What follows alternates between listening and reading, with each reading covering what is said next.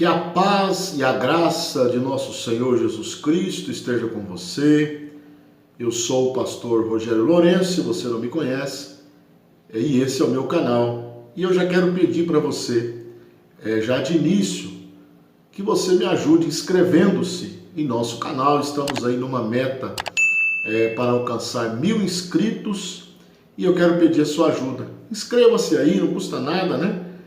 Acione o sininho das notificações, assista o vídeo até o final para você conhecer o meu canal, meu conteúdo. Deixe o seu like aí no final do vídeo para nos ajudar a fortalecer o canal e depois também que você possa compartilhar este vídeo nas suas redes sociais, este canal onde nós estudamos a Palavra de Deus. Este canal é para o estudo da Palavra de Deus. Nós postamos aqui pelo menos 2 vídeos por semana estudando a Palavra de Deus. E você que já é inscrito também seja muito bem-vindo, muito bem-vinda, que já acompanha o meu canal. E vai ser bênção, mais uma aula que nós vamos estudar hoje. E nós vamos estudar mais uma aula das revistas da CPAD, né? Nós estamos estudando nesse trimestre, o segundo trimestre de 2021, dons espirituais e ministeriais. E nessa oportunidade nós vamos estudar a lição de número 4. Lição de número 4, que tem como título Dons de Poder. Dons de Poder.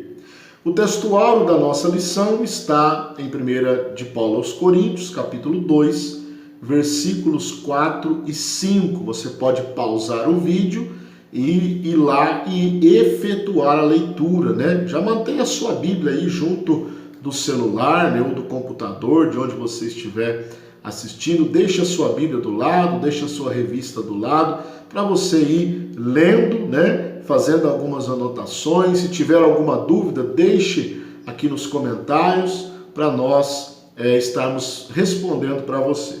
A verdade prática da nossa lição diz: os dons de poder são capacitações especiais em situações que demandam a ação sobrenatural do Espírito Santo na vida do crente. A leitura bíblica em classe, da mesma forma você pode ler e procurar na sua Bíblia e ler, está na primeira epístola de Paulo aos Coríntios, capítulo 12, versículo 4, depois do versículo 9 até o versículo 11. Você possa ali fazer esta leitura, porque é muito importante a leitura bíblica em classe.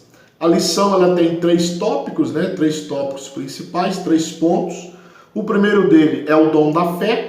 Nós vamos aprender o que é o dom da fé, ver alguns exemplos, né? O número 2, os dons de curar, já fazendo aqui uma ressalva, né, que está no plural mesmo, dons de curar. E também o número 3, que tem por título, número 3, o dom de operação de maravilhas. Então vamos aprender hoje o dom da fé, os dons de curar e os dons de operação, o dom de operação de maravilhas. A título de introdução, hoje nós vamos estudar, né, os dons de poder. Nós já vimos na aula passada os dons de revelação, né, que são a palavra da sabedoria, a palavra da ciência e o discernimento de espíritos. Hoje nós vamos estudar os dons de poder. E na semana que vem nós vamos estudar, né, na próxima lição, os dons de elocução. Nós aprendemos que essa classificação é didática para nós entendermos melhor, estudar melhor cada dom, né, listado na primeira epístola de Paulo aos Coríntios. Então nós vamos estudar hoje o dom da fé, os dons de curar e o dom de operação de maravilhas. Então vamos lá. Vamos para o ponto de número 1.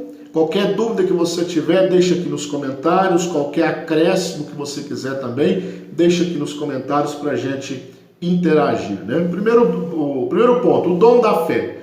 Está em 1 Coríntios 12 e 9. O que significa fé? Fé Segundo Hebreus, né, nós podemos ler aqui, segundo Hebreus, capítulo 11, versículo 1, nós temos aqui uma definição de fé.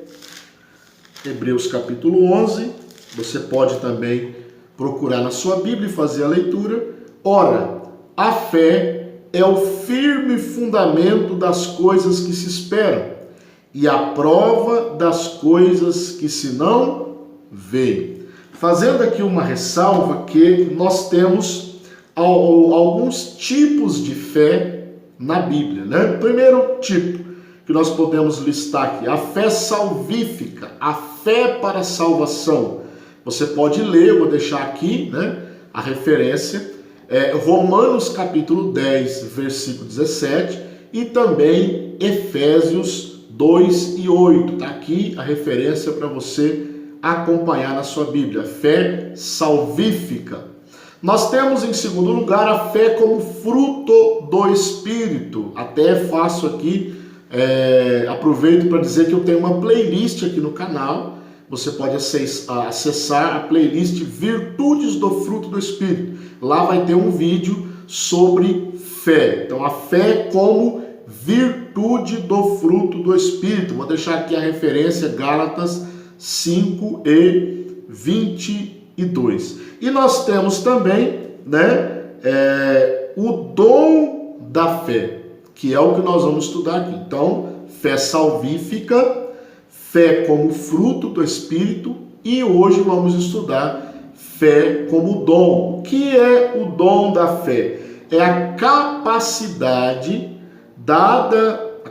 que o Espírito Santo concede ao crente para este realizar coisas que transcendem a esfera natural da vida, objetivando sempre a edificação da igreja. Isso é fé.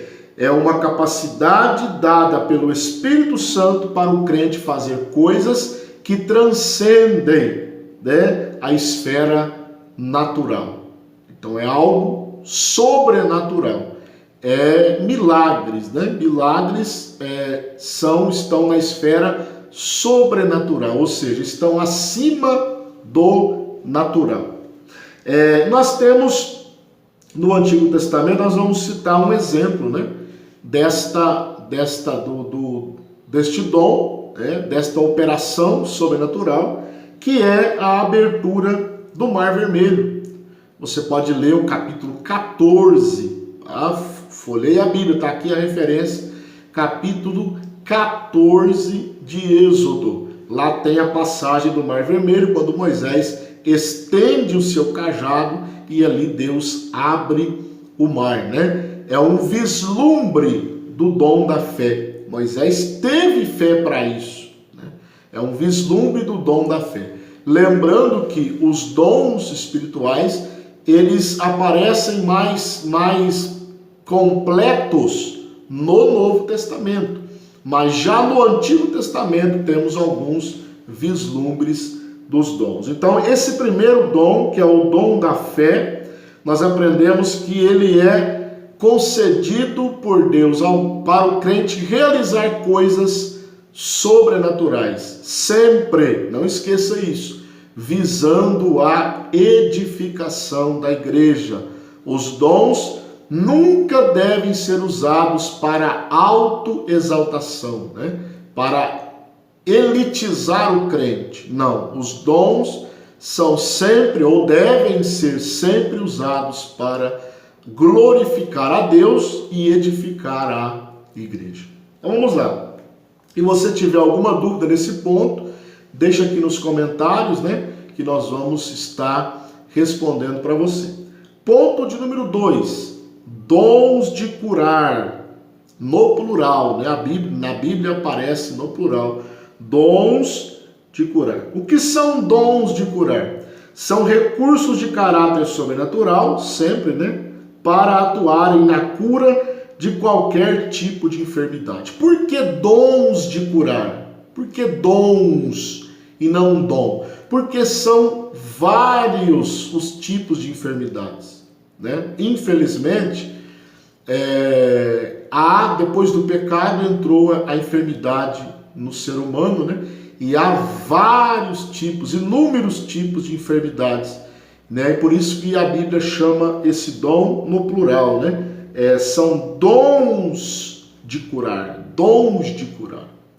Nós podemos falar nesse ponto que nós precisamos fazer uma ressalva, que mesmo que a pessoa tenha o dom, em primeiro lugar, Deus deu o dom. Não é porque ele é bom, porque ele é melhor, porque ele é da elite, não. Deus deu segundo a sua vontade. E em segundo lugar, quem cura, mesmo a pessoa tendo o dom, quem cura é Deus. No Antigo Testamento aparece o nome Jeová Rafá, o Senhor que te sara, né? Eu vou te dar aqui, vou deixar aqui, ó, duas referências para você folhear aí. Êxodo, capítulo 15, versículo 26 e Salmos 103, verso 3. Você pode estar aqui a referência, você pode efetuar essa leitura para você ver que é Jeová que sara, né? Deus que sara, não é o homem não tem poder para isso, né? Então Deus, ele dá os dons de curar a igreja para que o evangelho seja pregado como uma mensagem poderosa. E aí eu vou deixar aqui a referência do texto áureo, né? Você pode até voltar a sua revista aí, que está lá, não precisa aí nem abrir a Bíblia. 1 Coríntios 2, versículo 4 e versículo 5, né? Você pode folhear aí a sua Bíblia, a sua revista, ou se não a sua Bíblia, se você quiser, né? E ler lá, que esses dois versículos estão no texto áureo. Então Deus, ele concede esses dons à igreja para que a mensagem do evangelho não seja somente de palavras de sabedoria, né? De palavras, mas também de ações. Isso é muito importante. Então, nós podemos também falar aqui sobre a redenção e as curas, né? Que é um subtópico aí deste ponto. Jesus, ele nos redimiu da culpa do pecado, mas o nosso corpo ainda aguarda a redenção. Você pode encontrar isso, eu vou deixar aqui na referência, Romanos 8 e 23, que o nosso corpo ainda aguarda a redenção. Ou seja, Jesus redimiu a nossa alma, mas o nosso corpo, ele é sujeito às enfermidades. Ele ainda pode ficar doente, né? Tanto que nós ficamos doentes, né? Estamos aí lutando contra esse coronavírus, né? Usando máscara. Aqui eu não estou usando máscara porque eu estou dentro da minha casa sozinho, né? Gravando esse vídeo, mas nós usamos máscara, álcool gel, medidor de temperatura, estamos aí nos protegendo deste vírus. Então, nós somos suscetíveis, sujeitos a ficarmos enfermos, porque o nosso corpo ainda não foi redimido. Isso vai acontecer na ressurreição, né? Na glorificação do corpo. Louvado seja Deus. E também nós podemos falar aqui a necessidade dos dons, né? A necessidade dos dons. Nós vivemos em um mundo incrédulo, né? Onde muitos acham que pode superar a Deus. Então muitos estão aí achando que eles podem curar todas as doenças, mas isso não é verdade. Isso não é verdade. Sabe por quê? Porque até hoje não encontraram a cura de muitas doenças. Por isso, a necessidade dos dons espirituais, principalmente aqui nesse contexto, os dons de curar, para mostrar para a humanidade que Deus ainda está acima de todas as coisas. E aquilo que o homem não pode fazer, Deus pode fazer. A enfermidade que o homem não pode curar, Deus pode curar. Então, daí a necessidade dos dons de curar. Se você tem alguma pergunta nesse ponto, deixa aqui nos comentários, nós vamos estar respondendo para você. Tem alguma colocação, alguma coisa que você não concordou? Nós estamos aí, nosso canal é democrático, viu? Pode colocar aqui a sua discordância, e nós vamos interagir com muita amabilidade e sabedoria. Então vamos para o ponto de número 3, que é o último ponto dessa lição, que é o dom de operação de maravilhas. O dom de operação de maravilhas. Está em 1 Coríntios 12 e 10. A primeira coisa que nós podemos falar aqui desse dom é que o dom de operação de maravilhas realiza obras extraordinárias. Tá?